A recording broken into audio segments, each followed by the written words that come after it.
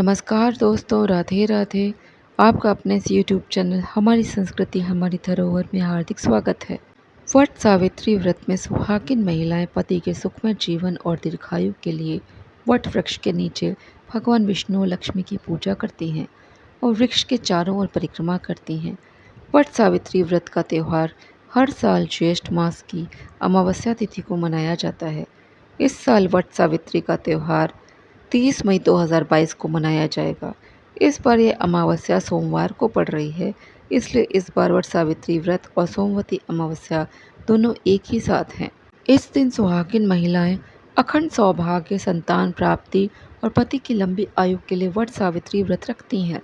मान्यता है कि इस दिन विधि पूर्वक व्रत रखने से भगवान विष्णु का आशीर्वाद प्राप्त होता है।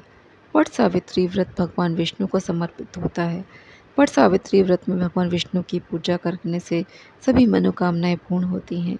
बता दें कि वट सावित्री का व्रत उत्तर भारत में ज्येष्ठ मास के कृष्ण पक्ष की अमावस्या तिथि को मनाया जाता है, जबकि यही व्रत दक्षिण भारत में ज्येष्ठ मास के शुक्ल पक्ष की पूर्णिमा तिथि को रखा जाता है। वट सावित्री व्रत कथा। विवाहित महिलाओं के बीच अत्यधिक प्रचलित ज्येष्ठ कृष्ण अमावस्या के दिन आने वाले सावित्री व्रत की कथा निम्न प्रकार से है। भद्र देश के एक राजा थे जिनका नाम अश्वपति था। भद्र देश के राजा अश्वपति की कोई संतान न थी। उन्होंने संतान की प्राप्ति के लिए मंत्रोच्चारण के साथ प्रतिदिन 1 लाख आहुतियाँ दी। 18 वर्षों तक यह क्रम जारी रहा। इसके बाद सावित्री देवी ने प्रकट होकर वर दिया कि राजन, तुझे एक तेजस्वी कन्या पैदा होगी। सावित्री देवी की कृपा से जन्म लेने के कारण से कन्या का नाम सावित्री रखा गया। कन्या बड़ी होकर बेहद रूपवान हुई। योग्य वर न मिलने की वजह से सावित्री के पिता दुखी थे। उन्होंने कन्या को स्वयं वर तलाशने के लिए भेजा। सावित्री तपोवन में भटकने लगी। वहाँ साल्व देश के राजा द्युम्नसेन रहते थे, क्योंकि उनका राज्य किसी ने छीन लिया था। उनके पुत्र सत्यवान को देखकर सावित्री ने पति के रूप में उनका वरण किया। ऋषिराज नारद को जब ये बात पता चली तो वे राजा अश्वपति के पास पहुँचे और कहा कि हे राजन, ये क्या कर रहे हैं आप? सत्यवान गुणवान हैं, धर्मात्मा है, बलवान भी हैं, पर उसकी आयु बहुत छोटी है। वह अल्प आयु हैं। 1 वर्ष के बाद ही उनकी मृत्यु हो जाएगी। ऋषिराज नारद की बात सुनकर राजा अश्वपति घोर चिंता में डूब गए। सावित्री ने उनसे कारण पूछा तो राजा ने कहा, पुत्री, तुमने जिस राजकुमार को अपने वर के रूप में चुना है वह अल्पायु है। तुम्हें किसी और को अपना जीवन साथी बनाना चाहिए। इस पर सावित्री ने कहा कि पिताजी, 8 कन्याएं अपने पति का एक बार ही वरण करती हैं। राजा एक बार ही आज्ञा देता है और पंडित एक बार ही प्रतिज्ञा करते हैं और कन्यादान भी एक बार ही किया जाता है। सावित्री हठ करने लगी और बोली, मैं सत्यवान से ही विवाह करूंगी। राजा अश्वपति ने सावित्री का विवाह सत्यवान से कर दिया। सावित्री अपने ससुराल पहुंचते ही सास ससुर की सेवा करने लगी। समय बीतता चला गया। नारद मुनि ने सावित्री को पहले ही सत्यवान की मृत्यु के दिन के बारे में बता दिया था। वह दिन जैसे जैसे करीब आने लगा, सावित्री अधीर होने लगी। उन्होंने 3 दिन पहले से ही उपवास शुरू कर दिया। नारद मुनि द्वारा कथित निश्चित तिथि पर पितरों का पूजन किया गया। हर दिन की तरह सत्यवान उस दिन भी लकड़ी काटने जंगल चले गए। साथ में सावित्री भी गई। जंगल में पहुंचकर सत्यवान लकड़ी काटने के लिए एक पेड़ पर चढ़ गए। तभी उनके सर में बहुत तेज दर्द होने लगा। दर्द से व्याकुल होकर सत्यवान पेड़ से नीचे उतर गए। सावित्री अपना भविष्य समझ गई। सत्यवान के सिर को गोद में रखकर सावित्री सत्यवान का सिर सहलाने लगी। तभी वहाँ यमराज आते दिखे। यमराज अपने साथ सत्यवान को ले जाने लगे।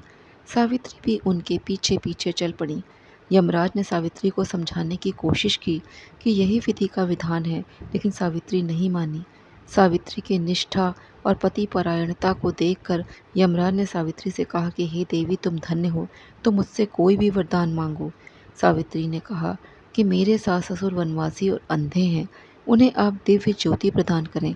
यमराज ने कहा, ऐसा ही होगा, जाओ अब लौट जाओ। लेकिन सावित्री अपने पति सत्यवान के पीछे पीछे चलती रही। यमराज ने कहा, देवी तुम वापस जाओ। सावित्री ने कहा, भगवान, मुझे अपने पतिदेव के पीछे पीछे चलने में कोई परेशानी नहीं है। पति के पीछे चलना मेरा कर्तव्य है। यह सुनकर उन्होंने फिर से उसे एक और वर मांगने के लिए कहा। सावित्री बोली, हमारे ससुर का राज्य छिन गया है, उन्हें पुनः वापस दिला दें। यमराज ने सावित्री को यह वरदान भी दे दिया और कहा, अब तुम लौट जाओ, लेकिन सावित्री पीछे पीछे चलती रही। यमराज ने सावित्री को तीसरा वरदान मांगने को कहा। इस पर सावित्री ने कहा कि 100 संतानों का सौभाग्य का वरदान मुझे दीजिए। यमराज ने इसका वरदान भी सावित्री को दे दिया। सावित्री ने यमराज से कहा कि प्रभु, मैं एक पतिव्रता पत्नी हूँ और आपने मुझे पुत्रवती होने का आशीर्वाद दिया है। यह सुनकर यमराज को सत्यवान के प्राण छोड़ने पड़े। यमराज अंतर्ध्यान हो गए और सावित्री उसी वटवृक्ष के पास आ गई जहाँ उसके पति का मृत शरीर पड़ा था। सत्यवान जीवित हो गया और दोनों खुशी खुशी अपने राज्य की ओर चल पड़े। दोनों जब घर पहुँचे तो देखा कि माता पिता को दिव्य ज्योति प्राप्त हो गई है। इस प्रकार सावित्री सत्यवान चिरकाल तक राज्य सुख भोगते रहे। अतः पतिव्रता सावित्री के अनुरूप ही प्रथम अपने सास ससुर का उचित पूजन करने के साथ ही अन्य विधियों को प्रारंभ करें। वट सावित्री व्रत करने और इस कथा को सुनने से उपवासक के वैवाहिक जीवन या जीवन साथी की आयु पर किसी प्रकार का कोई संकट आया हो तो वो भी टल जाता है।